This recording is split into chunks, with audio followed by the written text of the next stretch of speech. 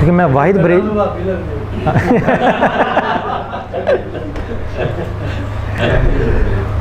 मैं वाहिद बरेलवी हूँ जिसने अपनी किताब में मौलाना अशरफ अली थानवी के नाम के साथ रहमतुल्लाह अलैह लिखा।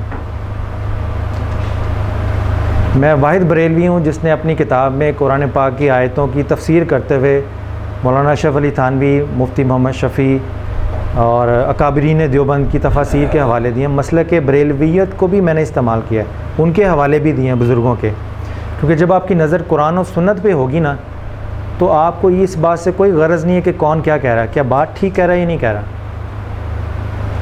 जब दीन मद्देनज़र रखेंगे तो मसलक उसका हिस्सा बन जाएगा। जब मसलक पे नज़र रखेंगे तो आधे मुसलमान तो वैसे ही निकल गए बीच में से। आप बजाय कि दूसरों को दायरा इस्लाम में दाखिल करें, आपने मसलक की सोच रख के जो मुसलमान थे उनको भी आउट कर दिया। अब आप सिर्फ आपके मसलक के लोग मुसलमान रह गए। तो इसलिए मैंने कहा कि मसलक की सोच है पाकिस्तान में, हमारे यहाँ प्रॉब्लम है, दीनी सोच नहीं है। फिर उन्वान परस्ती है, काबिलियत परस्ती नहीं है।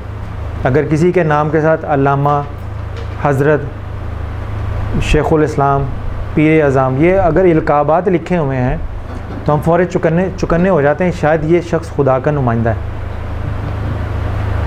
तो हम काबिलियत को नहीं जज करते, हम जो किसी आदमी को प्रमोट किया जाता है मीडिया की ताकत से या उसके अपने हल्का अहबाब में उसने जो अपनी प्रमोशन के लिए, मार्केटिंग के लिए लड़के रखे होते हैं जो उसको पीर बना के और आला फाजिल रूहानी शख्सियत साबित करके मार्केट करते हैं, हम उसकी बेसिस पे डिसाइड करते हैं कि कौन खुदा के कितने करीब होगा।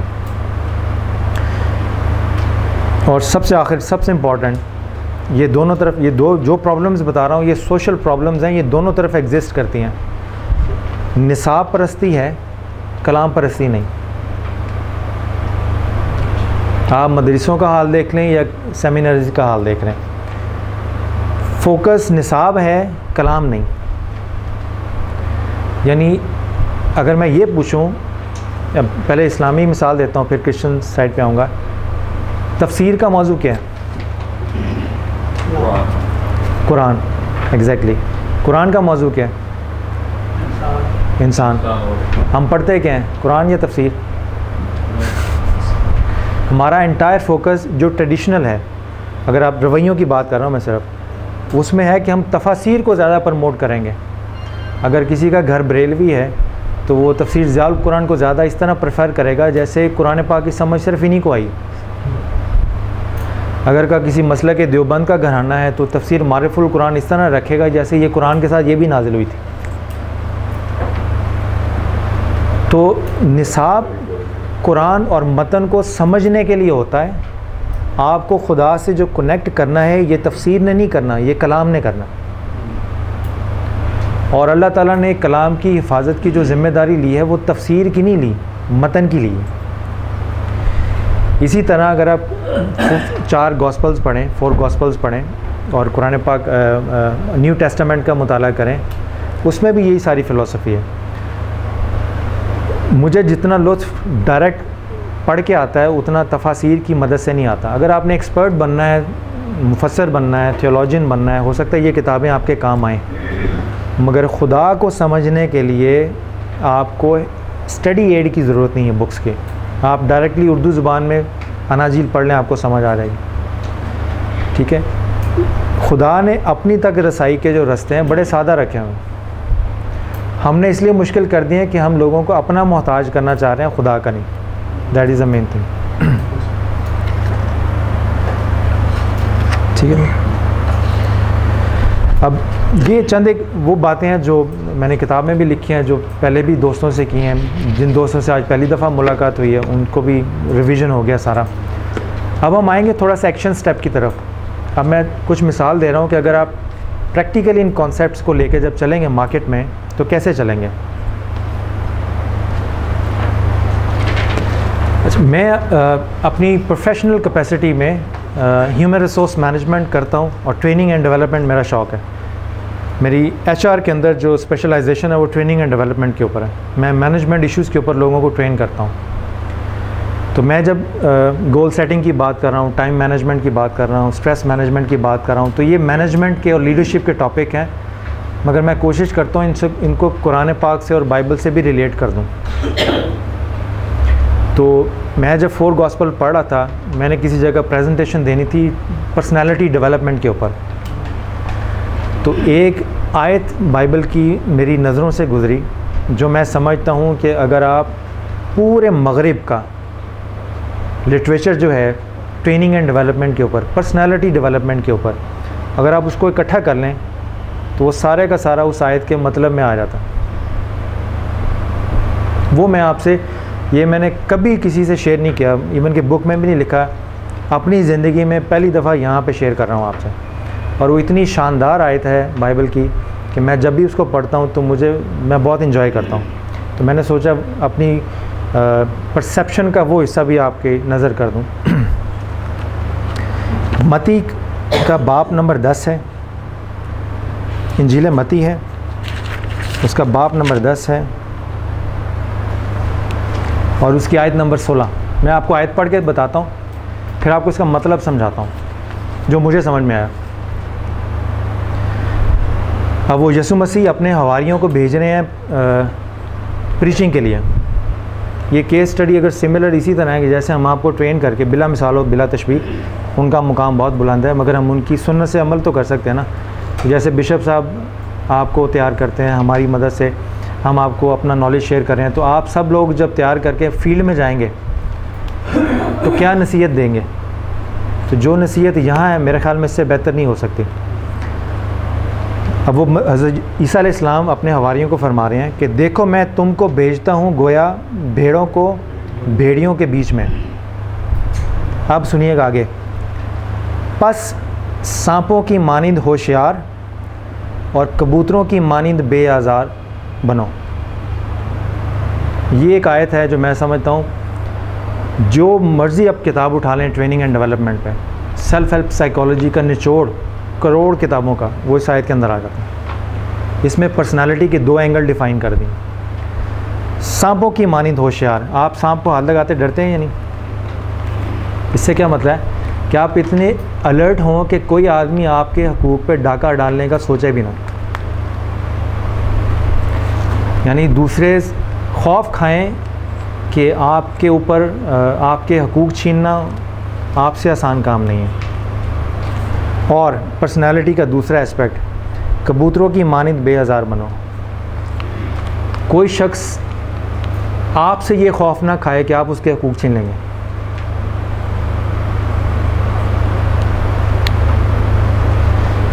सांपों की मानिंद इसलिए होशियार हो जाओ कि लोग खौफ खाएं कि वो आपसे कुछ नहीं छीन सकते, और कबूतरों की मानिंद इसलिए हो जाओ कि लोग बेफिक्र हो जाएं कि आप उनसे कुछ नहीं छीनेंगे। ये एक प्रैक्टिकल बिहेवियर है जो इंटरफेयर डायलॉग में आपको चाहिए होगा, और एग्जैक्टली यही चीज़ है। मोमिन वो है जिसके हाथ ज़ुबान से दूसरे लोग महफूज हैं।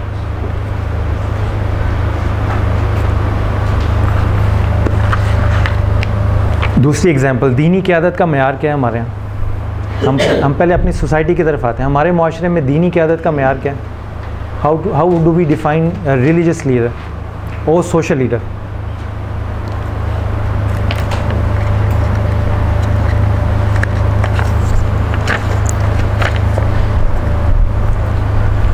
बाइबल मुक़द्दस से मैं शेयर करता हूँ।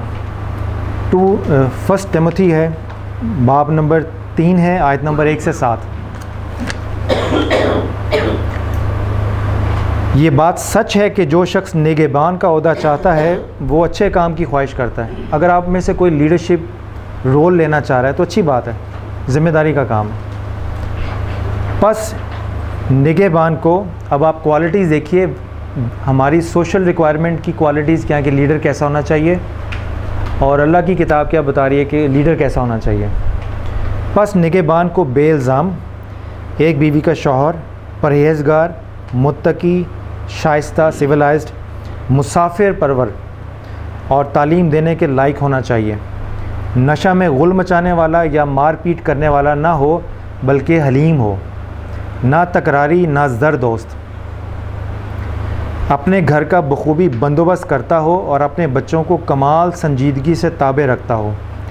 जब कोई अपने ही घर का बंदोबस्त करना नहीं जानता तो खुदा की कलीसिया की खबरगिरी क्यों करेगा? नौ मुरीद ना हो ताकि तकब्बुर करके कहीं इब्लीस किसी सज़ा ना पाए, और बाहर वालों के नज़दीक भी नेक नाम होना चाहिए ताकि मुलामत में और इब्लीस के फंदे में ना फंसे। यानी फ़र्स्ट रिस्पॉन्सिबिलिटी और क्राइटेरिया किसी को लीडरशिप रोल देने से पहले ये देखना चाहिए कि वो आदमी घर में कैसा है। वो भी तो मुआशरे का एक यूनिट ही है ना, फैमिली। तो जो आदमी फैमिली में लीडरशिप रोल प्ले नहीं कर सकता, वो मुआशरे में एक चर्च की लीडरशिप का रोल प्ले कैसे करेगा। और एग्जैक्टली यही बात हज़रत अली बिन अबी तालिब ने नहजुल बलागा में फरमाई है कि जो लोगों का पेशवा बनता है तो इसे दूसरों को तालीम देने से पहले अपने आप को तालीम देनी चाहिए, और ज़ुबान से दर्स अखलाक देने से पहले अपनी सीरत व किरदार से तालीम देनी चाहिए। और जो अपने नफ्स की तालीम व तादीब कर ले वो दूसरों की तालीम व तादीब करने वाले से ज़्यादा एहतराम का मुस्तहिक़ है। यानी अगर आप ये मैंने एग्ज़ाम्पल थोड़ी सी कोट की है, अगर आप लीडरशिप रोल देखें कुरान और सुन्नत के, तो वो सारे के सारे लीडर की पहले अपनी ज़ात को ठीक करने की बात करते हैं। पहले उसकी थियोलॉजी, अकीदा ठीक हो, थियोलॉजी ठीक हो। दूसरा, उसके घर का अपनी बीवी के साथ ताल्लुक़ वो ठीक हो, बच्चों के साथ ताल्लुक़ ठीक हो, ताकि ये मुआशरे के जो छोटे यूनिट हैं ये इनकी अच्छी सलाहियत करने की तरबियत करने की सलाहियत रखता हूँ। अगर कोई शख्स फैमिली मैटर्स में नहीं अच्छा लीडर साबित हो रहा तो बिलअमूम वो बाहर भी नहीं होगा। और इसी को अगर आप मुआशरे से कंपेयर करें तो हमारी ख़वातीन में से अक्सर लीडर ख़वातीन तलाक़ याफ्ता हैं, जो वुमेन राइट एक्टिविस्ट शामिल हैं। तलाक़ हो जाना हादसे के तौर पे ज़िंदगी में ये बुरी बात नहीं है, तलाक़ याफ्ता होने को पसंद करना ये बुरी बात। इसी तरह बाज़ यानी मर्द हज़रात का हमारा जो लीडरशिप का एक रोल है, वो कुछ मैं आपको वीडियोस भी दिखाऊंगा, उसमें भी कुछ और ज़्यादा डायरेक्ट नुमायाँ हो जाएगा कि क्या उसमें सूरत हाल है।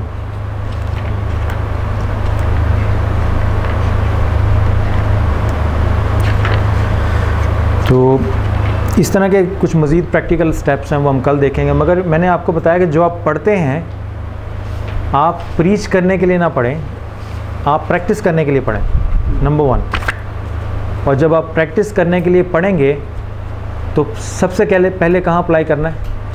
अपने घर पे। और जब एप्लीकेशन के प्रोसेस में जब आप घर से बाहर जाएं तो प्रीच करने के लिए ना जाएं, शेयर करने के लिए जाएं। आप देखें कि आपके इर्द गिर्द कौन ऐसा आदमी है जिस पे दुख दर्द को शेयर करने की ज़रूरत है। इंटरफेयर डायलॉग में अगर आपके इलाके में कोई मसीह रहता है, अगर उसकी कोई खुशी है तो आप उसकी खुशियों में शरीक हों।